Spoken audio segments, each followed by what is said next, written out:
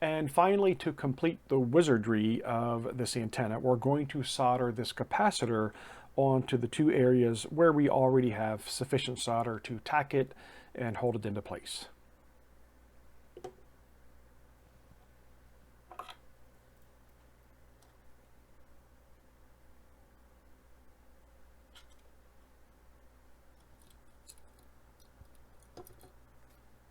Maybe.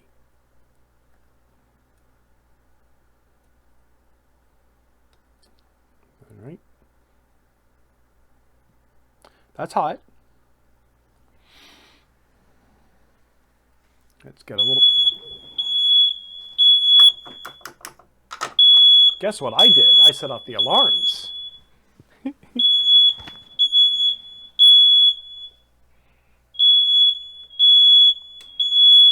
Okay, it's about 10 p.m. here at the Hughes house. That was not very polite of me to go setting off the smoke detectors. I didn't think that would happen. I am on the inside of our home, and there is a smoke detector not too far above me on the ceiling.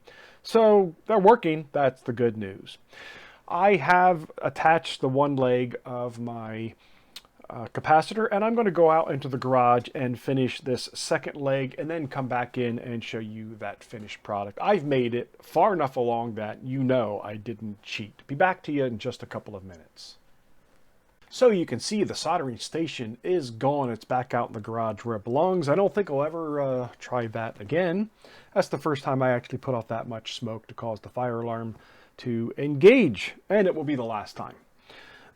So I was able to achieve a really nice flow of solder here to complete that joint that we started before we made so much noise. And then you can see I was able to bend this leg back and to attach it to the solder that was already on this feed line and got a really nice flow of solder here. So this ended up really good.